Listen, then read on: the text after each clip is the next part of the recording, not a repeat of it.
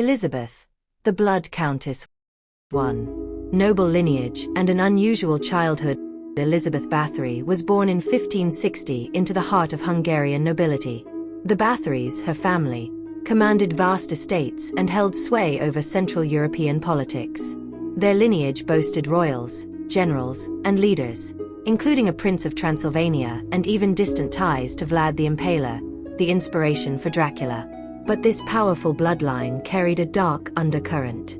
Generations of intermarriage, intended to preserve wealth and status, had resulted in a disturbing family history of mental instability. Relatives suffered fits of rage, epilepsy, and bouts of madness, traits that would become chillingly familiar in Elizabeth herself. From her earliest years, Elizabeth was exposed to the brutal realities of power. She witnessed firsthand the torture inflicted upon peasants and prisoners on her family's estates, learning a harsh lesson: wealth and influence often granted immunity from consequence. This environment, coupled with her family's emphasis on discipline and strength, warped her understanding of suffering and control. Even as a child, Elizabeth's cruelty stood out. Whispers followed her like shadows through the opulent halls of her childhood home. A story from childhood. The Red Bird. One overcast afternoon, young Elizabeth wandered the vast grounds of her family's estate, boredom fueling a restless energy. Servants, wary of her volatile temper, kept their distance. She strayed to the edge of the woods, drawn by a soft chirping from within the tangled branches. Parting the foliage, she discovered a small red bird, injured and struggling in vain to take flight.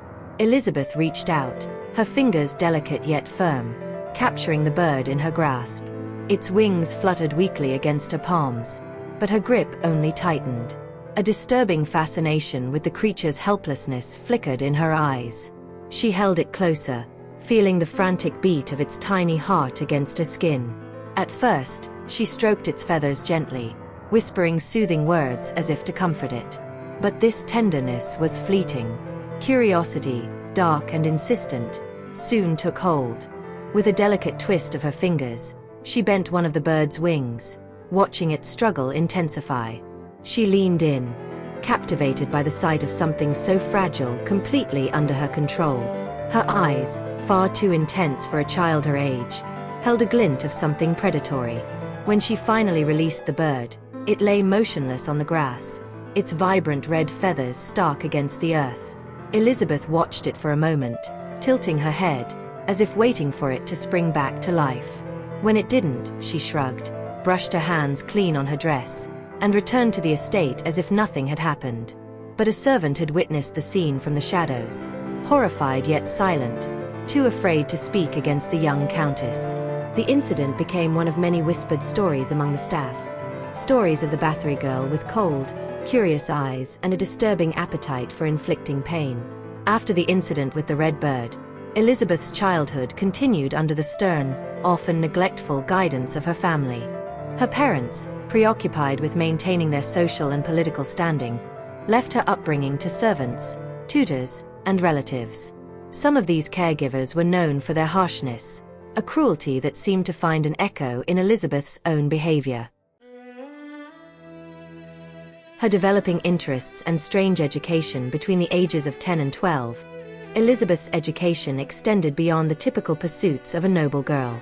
Alongside languages, religion, and social etiquette, she was exposed to the more esoteric practices that fascinated her family.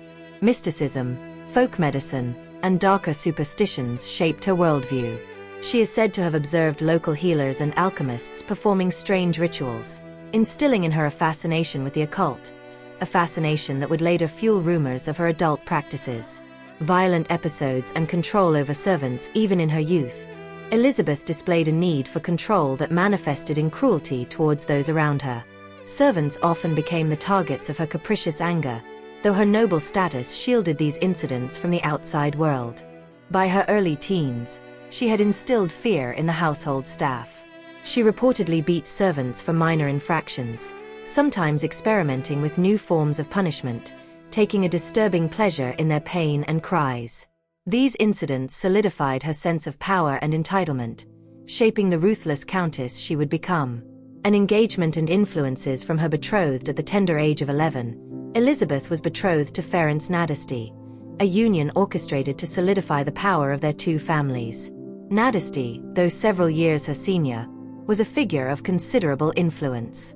Known as the Black Knight of Hungary, he was a renowned soldier with a reputation for battlefield brutality. Some accounts suggest that he would later introduce Elizabeth to methods of torture learned during his campaigns, sharing his knowledge of weaponry and instruments of pain.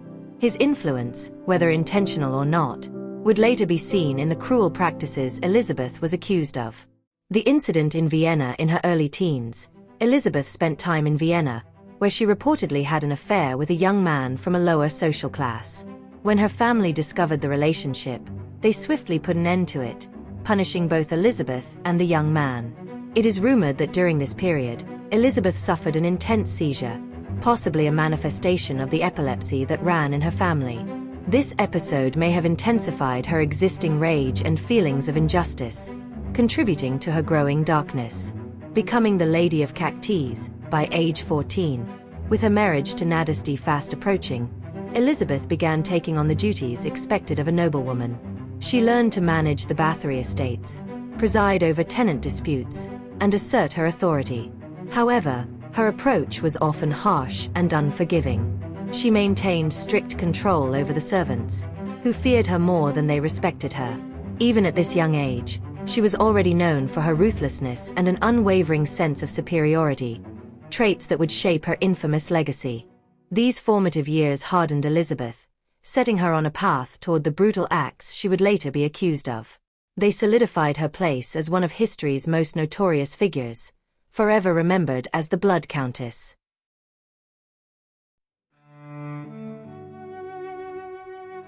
To marriage and castle ownership at age 15, Elizabeth Bathory entered a marriage that would shape her destiny. Her union with Ferenc Nadasti, the formidable Black Knight of Hungary, was a grand affair, uniting two of the most influential families in the land and solidifying their power across the region. As a wedding gift, Nadasti presented Elizabeth with Cachtice Castle, a sprawling fortress perched atop a hill in present-day Slovakia. Surrounded by dense forests and isolated villages, this remote stronghold would become her domain, a place where she could exert her will without fear of scrutiny. Life at Cachtice Castle as the Lady of Cachtice, Elizabeth was tasked with managing the estate and overseeing the numerous servants and villagers under her authority. With her husband frequently away on military campaigns, she ruled with an iron fist. Despite her youth, Elizabeth commanded respect and instilled fear in those around her. Servants whispered of her harsh punishments and her uncompromising nature. Those who failed to meet her exacting standards often faced brutal consequences. Over time, her rule became characterized by fear rather than benevolence. The Black Knight, and a shared taste for cruelty while Nadasti was away, waging war and earning his fearsome reputation, Elizabeth's darker impulses began to surface. It's believed that when they were together, Ferenc, perhaps recognizing a kindred spirit, encouraged these tendencies. Some accounts suggest that he gifted her instruments of torture as tokens of affection, fostering a disturbing bond between them. They are said to have shared a twisted fascination with inflicting pain, finding a perverse connection in their mutual disregard for the suffering of others. Nadasti reportedly taught Elizabeth various methods of torment he had encountered in his wartime experiences, techniques she would later employ with horrifying precision. The crimson shadows of Cachtice, the chill of autumn had descended upon Cachtice Castle, casting long, eerie shadows through the narrow windows of the stone fortress. Elizabeth, now Lady Bathory, paced restlessly through the silent halls, her footsteps echoing off the cold walls. She wore a velvet gown, the color of dried blood, mirroring the sunset fading beyond the distant mountains. Her husband was away, leading his troops into battle, leaving her in command of the estate and all who resided within. At 15, she had grown accustomed to the weight of authority, a power that felt as familiar to her as her own reflection. Her gaze fell upon a young maid, newly arrived from a neighboring village, clumsily attempting to balance a tray laden with teacups. The girl, no older than 13, stumbled slightly, causing the delicate china to rattle. Elizabeth's eyes narrowed, a dangerous glint flickering in their depths. "Come here," she commanded, her voice devoid of warmth. The maid froze, her eyes wide with terror, before scurrying towards Elizabeth, her hands trembling. "Forgive me, milady," the girl stammered, her voice barely a whisper. "It won't happen again." Elizabeth offered a smile, but it held no trace of kindness. "I'm certain it won't," she replied, gesturing for the maid to place the tray on a nearby table. "But you see, clumsiness is a sign of weakness. And weakness, well, it must be corrected." She reached out, her fingers brushing the maid's hand lightly. At first, the touch seemed gentle, almost reassuring. But then Elizabeth's grip tightened, her nails digging into the girl's soft skin, drawing tiny beads of blood. The maid whimpered but didn't dare pull away, terrified of what defiance might bring. "Tell me," Elizabeth continued, her voice deceptively soft, "do you know what happens to girls who disappoint me?" The maid shook her head, her face pale with fear. Elizabeth released her and stepped back, glancing at a nearby servant, a man who had served the Bathory family for years and had learned to anticipate his mistress's every whim. He stepped forward, producing a small leather strap, just as Elizabeth had trained him to do. "Hold out your hand," Elizabeth commanded, watching as the girl obeyed, her small hand trembling. With a practiced flick of her wrist, Elizabeth took the strap and struck the girl's palm with calculated force. The maid gasped, biting back a cry, but Elizabeth saw the pain reflected in her eyes, the tears welling up that she desperately tried to hold back. Elizabeth murmured, her fingers tracing the girl's reddened skin. "Isn't that better? A reminder, so you won't be so careless next time."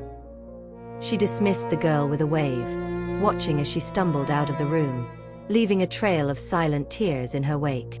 As the door closed, Elizabeth felt a perverse satisfaction wash over her, a rush of power and control that was becoming as familiar to her as the castle itself. She returned to her tea, lifting a delicate porcelain cup to her lips, savoring the quiet that had returned to the hall. Outside, the sky darkened, shadows deepening over Cachtice Castle. Within its walls, Elizabeth Bathory sat alone, the satisfaction of her power radiating from her in the silence. A fortress of secrecy, Cachtice Castle, nestled deep within the Carpathian Mountains, provided Elizabeth with the isolation she craved. Its remote location, accessible only by narrow, winding paths, shielded her from the scrutiny of society. The surrounding villages, impoverished and isolated, were unlikely to question the fate of the young girls sent to serve within the castle walls. This seclusion, coupled with her noble status, allowed Elizabeth to indulge her darkest desires without fear of interference. Rumors of her cruelty circulated, but few dared to challenge the powerful Bathory name. The start of the disappearances. As Elizabeth's power grew, so did the frequency of disappearances. Young peasant girls, lured by promises of employment and a better life within the castle walls, vanished without a trace. Initially, their families and neighbors assumed they had simply moved on to other opportunities. However, as the number of missing girls increased, whispers of Elizabeth's cruelty began to spread among the lower classes. Servants spoke of hidden chambers and secret passages within the castle, places where Elizabeth was said to carry out her brutal punishments. But fear kept these rumors contained. No one dared to openly accuse a Bathory. The vanishing of Anna. A heavy silence hung over Cachtice Castle that winter, the biting cold seeping through the stone walls and chilling the very air. Fires roared in the hearths, but their warmth seemed unable to penetrate the shadows that clung to the castle's forgotten corners. Anna, a young maid who had arrived only a few months earlier, moved cautiously through the grand hall, her small frame dwarfed by the castle's imposing grandeur. She had quickly learned that even the smallest misstep could incur Lady Bathory's swift and merciless punishment. This winter, with rumors of missing girls swirling amongst the staff, Anna was more wary than ever. One evening, as she made her way to the laundry rooms, Anna paused. The grand hallway was deserted, the castle eerily silent. Clutching a stack of linens in her arms, she felt a growing sense of dread. It was then that she heard it, a faint whisper, like a distant echo, emanating from a darkened stairwell nearby. "Anna," a voice called softly, making her heart skip a beat. She looked around, but the hall remained empty. The voice, low and almost melodic, seemed to drift from the shadows. Compelled by a mixture of curiosity and fear, she moved closer. "Who's there?" she asked, her voice trembling. Silence met her question, thick and ominous. The voice had vanished, as if it had been a figment of her imagination. She almost turned to leave, but then, from somewhere deep within the darkness, she heard Lady Bathory's voice. It was calm, almost soothing, yet undeniably commanding. "Come down here, Anna. I need your help with something important." The last word hung in the air, heavy with an unspoken threat. Anna knew she should turn back, ignore the summons, but the ingrained obedience of a servant prevented her. With hesitant steps, she descended into the darkened stairwell. The stone walls grew colder with each step, the flickering light of a distant torch casting eerie shadows that seemed to reach for her, beckoning her into the unknown. When she reached the bottom, she found herself in a small, dimly lit room. Lady Bathory stood waiting, her face partially obscured by shadows, her eyes glinting with an unnatural intensity. "There you are, dear Anna," she said softly, a smile playing on her lips. "I need your assistance with a delicate matter." Anna hesitated, every instinct screaming at her to flee, but Lady Bathory's gaze held her captive. She took a step forward, then another, until she stood mere inches from the Countess. In the silent depths of Cachtice Castle, Anna's faint cry echoed briefly before being swallowed by the ancient stones. The servants who had last seen her would later claim she had simply vanished, her belongings left untouched in her quarters. Lady Bathory, of course, expressed concern, suggesting that perhaps Anna had returned to her family in haste. But those who lived and worked within the castle knew better. They spoke of Anna in hushed whispers, of her soft laughter that now haunted the halls, of the faint echoes that lingered by the stairwell where she was last seen. They knew that those who ventured too deep into the shadows of Cachtice were seldom seen again. A life immersed in darkness, Elizabeth, as the Lady of Cachtice, embraced her role with a chilling sense of purpose. While her duties included managing the estate and its inhabitants, she saw these responsibilities as an opportunity to explore her darkest desires. Cachtice Castle became a place of unspeakable horrors, where Elizabeth's cruelty flourished unchecked. She ruled with a terrifying blend of charm and terror, laying the foundation for the gruesome legacy that would forever define her. Under her reign, Cachtice Castle transformed from a fortress into a prison, a place where Elizabeth Bathory's depravity knew no bounds. Her reign of terror continued unchallenged for years, fueling her sense of power and untouchability. 3. The Black Night and shared brutality. Elizabeth Bathory's marriage to Ferenc Nadasdy, the fearsome Black Knight of Hungary, was more than a simple union of noble houses. Ferenc, renowned for his ruthless efficiency on the battlefield, seemed to share his young wife's fascination with pain and suffering. Their bond was one of power and mutual understanding, a dark reflection of their shared tendencies. They fed off each other's darkness, creating a union steeped in cruelty. A bond forged in blood and ruthlessness. Though often separated by Ferenc's frequent military campaigns, the couple's rare time together was filled with exchanges that went beyond the typical affections of newlyweds.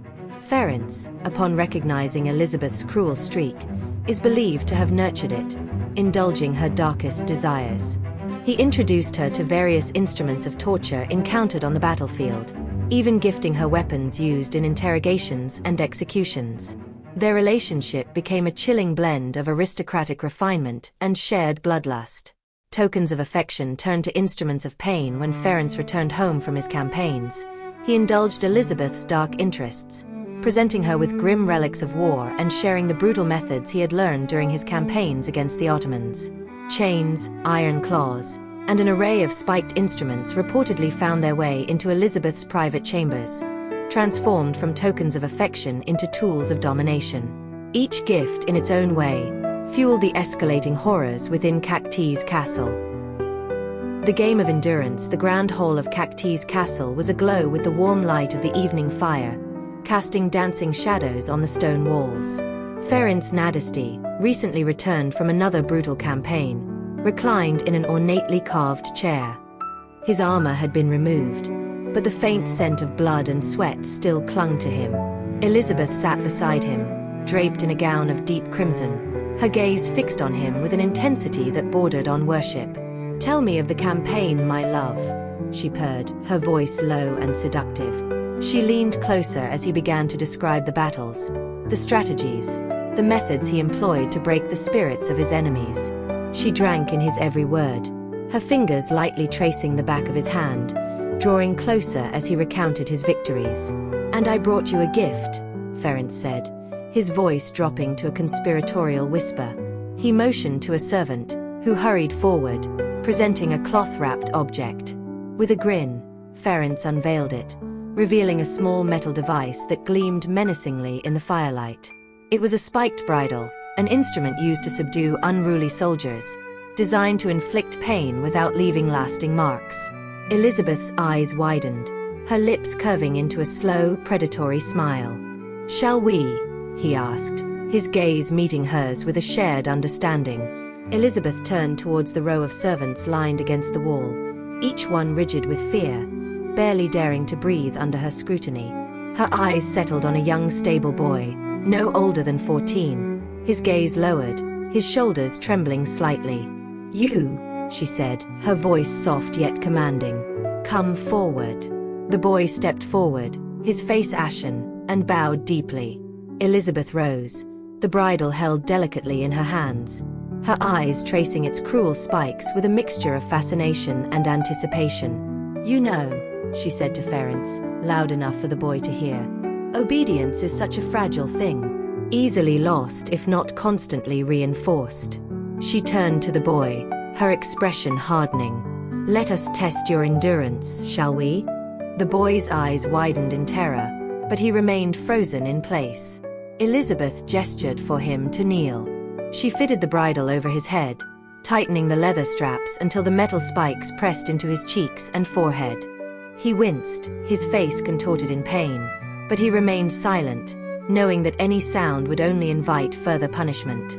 "Here's the game," Ferenc interjected, his voice smooth and amused. "You will walk across the room and bow to each of us. You must do this without making a single sound. If you succeed, you are free to go." He leaned back, a cruel smirk playing on his lips. "But if you fail?" He let the threat hang in the air, and the boy's hands trembled as he brought them up to his face, barely daring to touch the device that dug into his flesh. Elizabeth stepped back, watching with a mix of amusement and something far darker, a deep satisfaction that bloomed within her as the boy took his first faltering steps across the hall. Each movement sent the spikes deeper into his skin, but he bit his lip, determined to remain silent. He moved slowly, each step an agonizing ordeal, but he managed to reach Ferenc's side. Bending low, he bowed, the bridle digging into his flesh with renewed force, drawing blood. Elizabeth watched with rapt attention, her heart pounding as the boy, his face slick with sweat and blood, slowly made his way towards her. She leaned forward, her smile widening as he finally stood before her, eyes downcast. "Good boy," she murmured, her voice a sickening parody of tenderness. She reached out and stroked his cheek, her finger tracing one of the bloody wounds. "You have done well." With deliberate slowness, she loosened the bridle, as if savoring the boy's pain. When it was finally removed, he collapsed to his knees, his head bowed, the wounds on his face raw and weeping. Elizabeth nodded to the servants, who quickly ushered the boy from the room. When the doors closed, Elizabeth turned back to Ferenc, who was looking at her with open admiration. "Well done, my dear," he said, his voice filled with pride. "You have a true gift." Elizabeth laughed softly, settling back into her chair. "Indeed I do," she replied, a dark glint in her eyes. The fire crackled, casting long shadows across the hall, and the two of them sat together, their bond strengthened by their shared cruelty, each feeding off the other's darkness. The boy's cries might have faded, but the memory of the game lingered, a twisted thrill that neither would soon forget. Gifts of torture and twisted love. Ferenc's gifts of torture instruments became cherished possessions for Elizabeth, grotesque symbols of their twisted affection. Rumors persist that he even presented her with an Iron Maiden as a testament to their bond, a device she allegedly kept hidden within one of Cachtice's darkest chambers. Whether or not this is true, her collection of instruments of pain grew steadily after her marriage, transforming Cachtice Castle into a hidden den of suffering. Setting the stage for her legacy with Ference's encouragement and twisted tutelage, Elizabeth's capacity for cruelty blossomed into something monstrous. His gifts and shared knowledge became the foundation for the atrocities she would later commit, allowing her to hone her skills under his approving eye. In his absence, she refined these methods, experimenting with new forms of torment and laying the groundwork for the brutal legacy that would one day consume her. Together, Elizabeth and Ference forged a partnership steeped in darkness, a bond that blurred the line between love and cruelty, fueling Elizabeth's insatiable desire for control. As Ference departed for yet another campaign, he remained oblivious to the extent to which his influence would shape the horrors that would unfold in his absence. 4. Her fascination with blood and beauty in the years following her marriage, Elizabeth Bathory's vanity and obsession with her own appearance took a sinister turn. Renowned for her striking beauty, she became increasingly consumed by the desire to preserve her youthfulness, especially as whispers of her cruel deeds began to circulate. A dark belief took root within her, that the blood of young girls held the key to eternal beauty. This belief, whether rooted in twisted folklore or her own depraved mind, would lead Elizabeth down a path of unimaginable horror. The first drop legend has it that Elizabeth's obsession began with a seemingly insignificant incident. While a servant girl was combing her hair, she accidentally tugged too hard, pulling out a few strands. Enraged, Elizabeth struck the girl across the face with such force that her nose began to bleed. As Elizabeth wiped the blood from her hand, she noticed something peculiar. The skin beneath the blood, in her eyes, appeared smoother, more radiant. Whether this event truly occurred or is merely a product of myth, it marked the beginning of Elizabeth's infamous association with blood. Bathing in blood, myth or reality? Whispers soon spread that Elizabeth indulged in a horrifying practice, bathing in the blood of young peasant girls, believing it would maintain her youthful vitality. While historians debate the veracity of these claims, the legend of the Blood Countess was born, painting Elizabeth as a woman driven to monstrous acts in her desperate pursuit of beauty. Some accounts even claimed that she employed crude syringes or other devices to extract blood directly from her victims, concocting grotesque elixirs to consume or apply to her skin.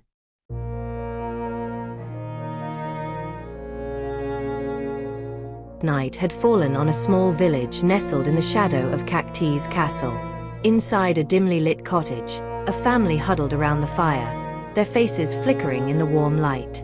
Outside, the wind howled, carrying with it the distant echoes of the castle perched high above, where Lady Bathory ruled in darkness.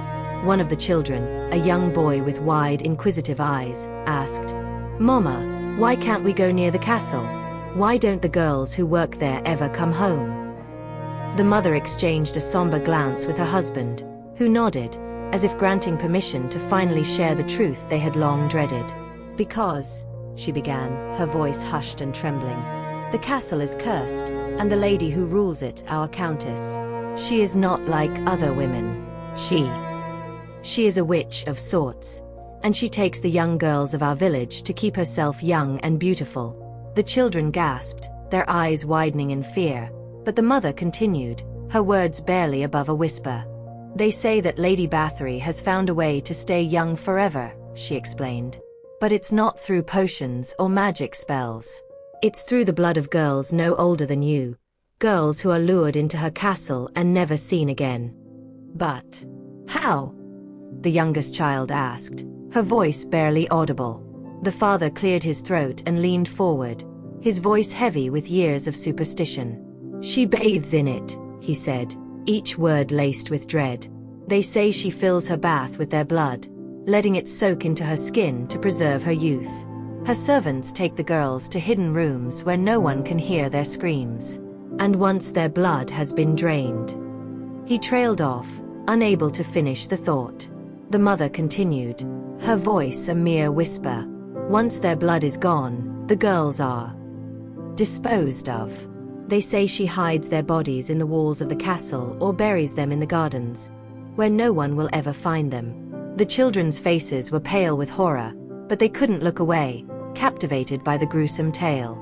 "There's more," the father added, his voice filled with a grim reverence.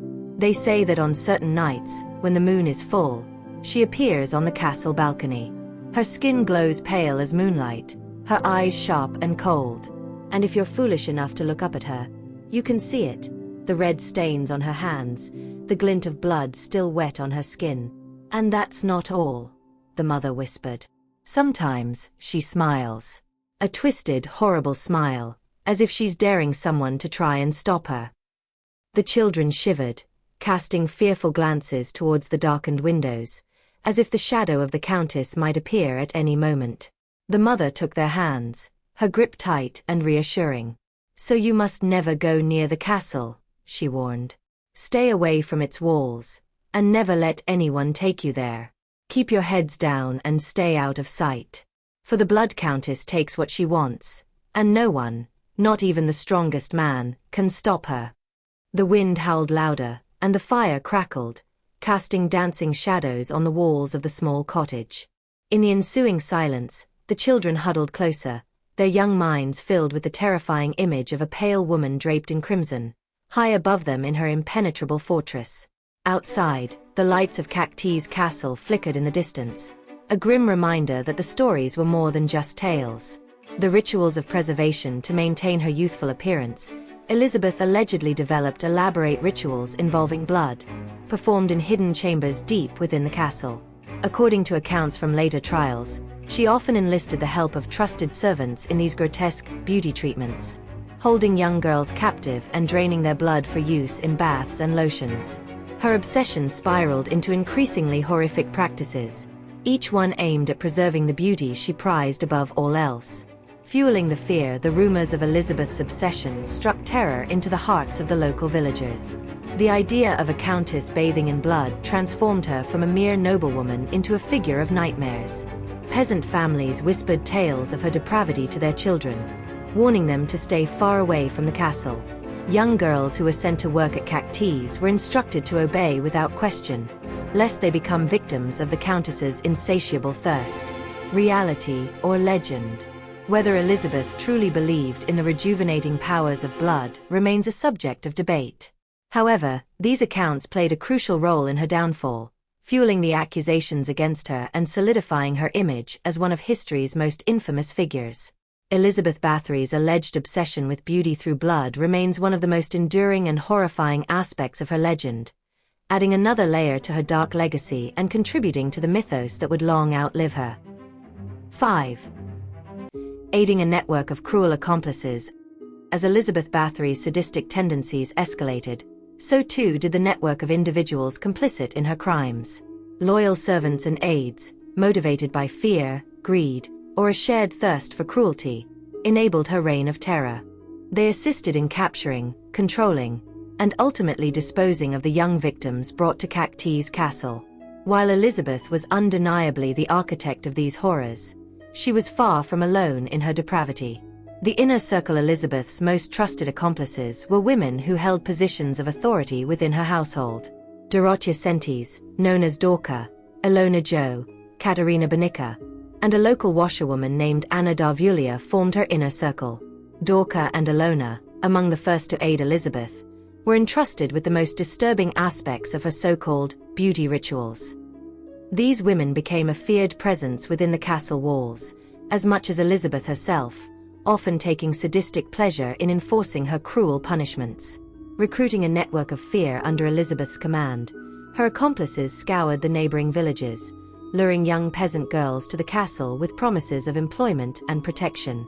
Once inside, these girls were stripped of their identities and subjected to Elizabeth's sadistic whims, with her accomplices carrying out her orders without question. Dorka and Ilona, in particular, were ruthless enforcers, employing physical intimidation and psychological torment to break the spirits of their young captives. Anna Darvulia's influence. Anna Darvulia, an older woman shrouded in an aura of mystery, held a unique position among Elizabeth's accomplices.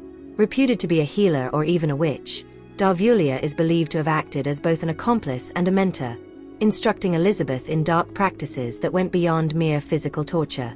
Rumors suggest that Darvulia taught Elizabeth rituals for drawing vitality from her victims, methods that complemented the blood rituals she was said to perform. Darvulia's influence likely fueled Elizabeth's obsessions and may have accelerated her descent into brutality. Lessons from the dark. The evening mist clung to the grounds of Cachtice Castle as Elizabeth Bathory made her way to a small, dimly lit chamber tucked away in the far reaches of the West Wing. Shadows danced along the walls, casting eerie shapes as she pushed open the heavy door and stepped inside. Anna Darvulia awaited her, an ageless woman with sharp, knowing eyes and a faint, unsettling smile that never quite reached them. Anna was an enigma to those within the castle.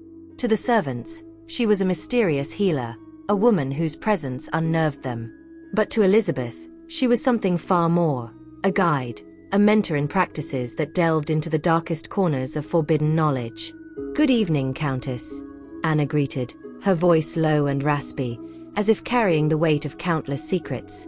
She gestured towards a stool, the flickering candlelight casting long shadows across her wrinkled face. "You come seeking knowledge, I presume?" Elizabeth offered a faint smile as she took her seat. "You know why I am here, Anna," she replied, her tone sharper than usual. "I desire the means to preserve myself, to maintain my youth, my beauty. You've heard the rumors. They say the blood of the young can stave off the ravages of time." Anna nodded slowly, her eyes narrowing as she studied the young countess. "Yes, I have heard such whispers. But beauty and youth require more than just the blood of the innocent." She reached into a small pouch and produced a vial filled with a dark, viscous liquid, placing it on the table between them. "It requires intent, ritual, a willingness to connect with the forces that bind life and death." Elizabeth's gaze fell upon the vial, curiosity burning in her eyes. "Show me," she demanded. Anna leaned closer, her voice dropping to a conspiratorial whisper. "The blood, yes, it can be a potent tool. But it must be collected with care, with purpose. Each drop must be drawn while the heart still beats, while the spirit clings to life. Only then can it truly preserve, can it grant you what you seek."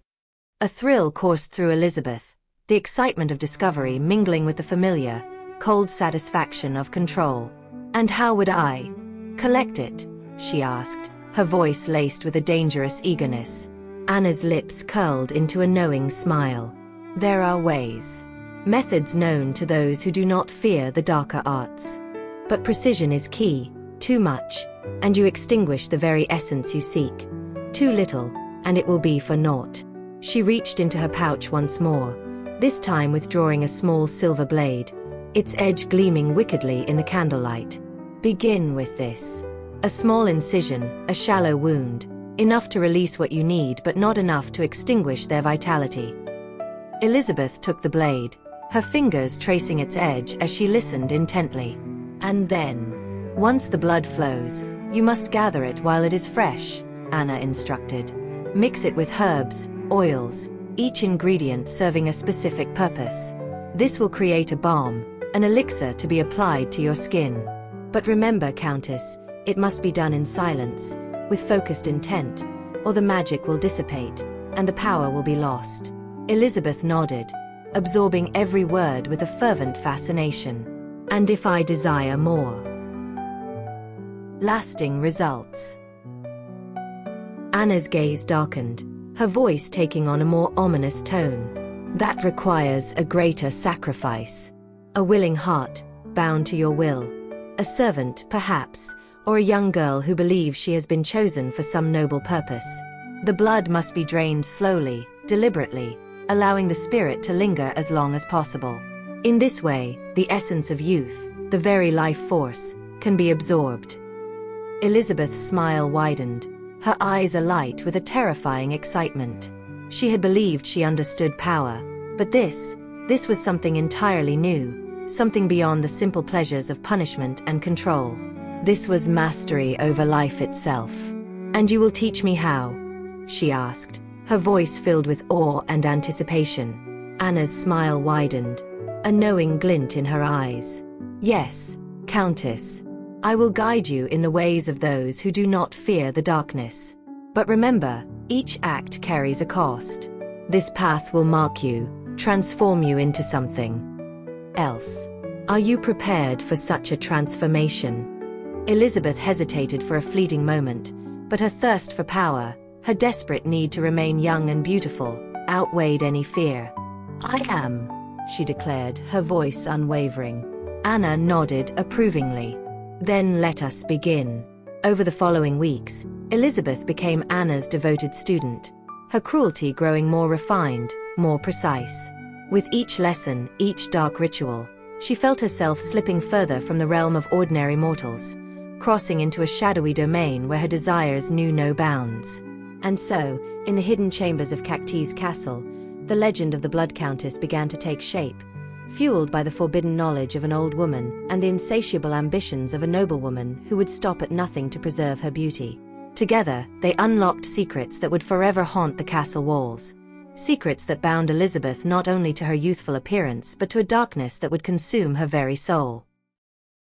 Methods of control and torture, the complicity of her accomplices, allowed Elizabeth to develop increasingly horrific methods of torture. Her servants would bind, beat, and burn the young girls, often experimenting with crude implements to amplify their suffering. Elizabeth's orders grew bolder, and her accomplices adapted to her demands, learning how to prolong the victim's agony without ending their lives prematurely, allowing Elizabeth to savor their pain. Secrets and silence. The inner circle maintained a veil of secrecy around Elizabeth's crimes. Servants who suspected the truth lived in constant fear of retribution, aware that speaking out could mean a gruesome death. Stories circulated among them, rumors of hidden rooms, walls stained with blood that wouldn't wash away, and the chilling sounds of screams echoing through the castle at night. Yet, fear kept them silent. With Elizabeth's accomplices acting as enforcers, the terror within Cachtice Castle remained unchecked. The cost of loyalty. Despite their loyalty, Elizabeth's inner circle was not immune to the consequences of their actions. When her crimes eventually came to light, it was her accomplices who faced the harshest punishments, paying the price for their complicity. But until that time, they operated with unwavering loyalty, aiding Elizabeth in her dark rituals and ensuring that the twisted legacy of Cachtice Castle endured, hidden behind its imposing walls and whispered rumors. In the end, this network of accomplices became both the enablers of Elizabeth's horrors and the shield that protected her from scrutiny, fostering an environment where cruelty thrived in secrecy and silence. 6. Trial and confinement. By the early 1600s, the whispers surrounding Elizabeth Bathory had grown into a chorus of accusations. Rumors of her heinous acts had spread far beyond the villages surrounding Cachtice Castle, reaching the ears of the Hungarian nobility and even King Matthias II himself. Faced with mounting pressure to address these allegations, the king ordered a formal investigation into the countess's crimes. A house of horrors uncovered in 1610, Georgi Thurzo, the Palatine of Hungary and a distant relative of Elizabeth's by marriage, was tasked with leading the investigation. He arrived at Cachtice Castle unannounced, his soldiers storming the gates on a bitterly cold winter night. What they discovered within the castle walls shocked even the battle-hardened Thurzo. Rooms were littered with blood-stained instruments of torture, evidence of recent brutality was everywhere, and some accounts claim they found mutilated bodies and girls clinging to life, bearing the marks of unimaginable suffering. The truth could no longer be ignored. Witnesses and testimonies under Thurzo's orders, the surviving servants and villagers were summoned to testify. Their accounts painted a horrifying picture of Elizabeth's depravity. Survivors recounted how they were lured to the castle, imprisoned, tortured, and subjected to agonizing rituals under Elizabeth's command. Her accomplices, who had aided in capturing and tormenting the young victims, provided chillingly detailed descriptions of the countess's methods. The testimonies revealed a woman consumed by a thirst for power and an obsession with youth, a woman who had become a monster in human form. A trial like no other. Elizabeth Bathory, due to her noble status, was not forced to endure the humiliation of a public trial. She never stood before the court to answer for her crimes. Instead, The proceedings focused on her accomplices, who were charged with aiding and abetting her in countless murders. Under intense interrogation, they confessed to their roles in Elizabeth's dark practices, implicating her fully in the atrocities. Her trusted servants, Dorothea Sentes, Ilona Jo, and Katerina Banica, faced severe punishments. Some were executed by burning at the stake, a gruesome fate intended to serve as both retribution and a warning to others who might stray down a similar path of cruelty. A noblewoman spared execution while her accomplices met grim fates. Elizabeth's noble lineage shielded her from the executioner's blade. Instead, she was sentenced to a form of confinement befitting her status. She was to be imprisoned within her own castle, bricked into a small, windowless room with only a narrow slit for the delivery of food and water. Her wealth and influence might have saved her from death, but her punishment was no less severe. She was condemned to spend the rest of her days in solitary confinement, a prisoner of her own twisted legacy. The last days of the Blood Countess in the suffocating darkness of her prison, Elizabeth was left with nothing but silence and the shadows that danced in her tormented mind. Deprived of her servants, her rituals, and the power she had once wielded so ruthlessly, she slowly withered away. No one can know for certain what thoughts and emotions plagued her during those final years, but the villagers would later whisper of strange sounds emanating from her sealed chamber, faint, desperate cries or the frantic scratching against the stone walls. Whether these were real or merely figments of their imaginations, the legend of Elizabeth Bathory continued to grow. Death and an end to the horror. Elizabeth Bathory died in 1614, 4 years after her confinement. When her body was finally removed from her prison, the villagers saw her face for the last time. She was a mere shadow of the formidable countess they had once feared, her body emaciated and her spirit broken. Her death brought an end to her reign of terror, but the memory of her crimes would linger, seeping into folklore and myth, transforming Elizabeth Bathory into an enduring symbol of evil. Her punishment, entombed in darkness, alone with her thoughts and the ghosts of her victims, was perhaps a fitting end for a woman who had inflicted so much suffering on others. The once feared countess, reduced to a forgotten prisoner within her own castle, serves as a chilling reminder of the depths of human depravity. 7. Legacy and myth. Even in death, Elizabeth Bathory's dark legacy refused to fade. Instead, it grew more twisted and embellished with each passing generation. Stories of her cruelty, her alleged bloodbaths, and the terror she inflicted upon the young women in her domain transformed her from a historical figure into a chilling myth, an icon of horror whose name would echo through the centuries. Elizabeth became known not merely as a noblewoman, but as a monster, forever remembered as the Blood Countess. The legend of the bloodbaths, the image of Elizabeth Bathory bathing in the blood of young girls to preserve her youth, became one of the most enduring and gruesome elements of her legend.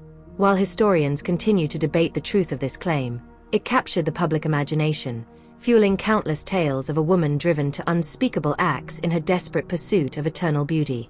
Whether the bloodbaths were reality or a product of lurid speculation, they became inextricably linked to her story, casting her as a figure of vanity and depravity. A warning and a superstition. Over time, Elizabeth Bathory's legacy evolved into a cautionary tale, a story whispered to young women and children to instill fear and warn against the dangers of unchecked power. Parents would recount the legend of the countess who preyed upon the innocent, admonishing their daughters to be wary of the allure of wealth and the promises of strangers. In the villages surrounding Cachtice, it was said that the castle remained haunted by the spirits of her victims, their cries echoing through the halls at night. To the locals, Elizabeth Bathory was more than just a story. She was the embodiment of darkness and cruelty, a chilling reminder of the evil that could lurk beneath a veneer of beauty and nobility. From reality to folklore, as Elizabeth's story spread beyond the borders of Hungary, it took on new dimensions, merging with folklore and becoming intertwined with fictional narratives. Writers, poets, and playwrights of the 18th and 19th centuries seized upon her tale, adapting it into Gothic horror stories and further embellishing her crimes to satisfy the public's fascination with the macabre. She joined the ranks of other historical figures like Vlad the Impaler, whose real-life deeds were magnified and distorted by myth and legend. Elizabeth's name became synonymous with evil, her crimes exaggerated until they took on an almost supernatural quality. The vampire connection. The gruesome nature of Elizabeth's alleged blood rituals inevitably led to comparisons with vampire lore. Her association with blood, youth, and death mirrored the dark mythology of the vampires said to roam the lands of Eastern Europe. Gothic writers began to portray her as a vampiric figure, a woman who drained the life force of others to sustain her own existence. This connection persisted into modern times, with Elizabeth often cited as an inspiration for vampire fiction, a countess who, like the creatures of the night, was doomed to live on in infamy. Historical reinterpretation. In the centuries since her death, historians have attempted to unravel the truth behind the legend, separating fact from fiction and re-examining the historical context in which Elizabeth lived. Some scholars suggest that she was a victim of political intrigue, her crimes exaggerated or even fabricated to justify seizing her lands and wealth. Others maintain that she was indeed a brutal figure, but not nearly as monstrous as the legends portray. Regardless of the true Elizabeth, the ongoing debate surrounding her legacy has only added to the complexity of her story, making her a figure of not only horror but also of historical fascination and mystery. A lasting symbol of power. Corrupted. Elizabeth Bathory's legacy endures as a potent symbol of the corrupting influence of power and privilege. Whether viewed as a real-life monster or a victim of circumstance, she embodies the dangers of unchecked authority and the potential for evil to fester within even the most esteemed bloodlines. Her story serves as a chilling reminder of how history can transform individuals into myths, distorting reality until the line between fact and fiction becomes blurred beyond recognition. In life, Elizabeth Bathory wielded power over life and death within the confines of her castle walls. In death, she attained a different kind of power, a legacy that would forever cast her as one of history's most notorious figures. The name Bathory has become synonymous with cruelty and bloodlust, a chilling legend that continues to haunt, inspire, and terrify, a dark shadow that refuses to fade with time.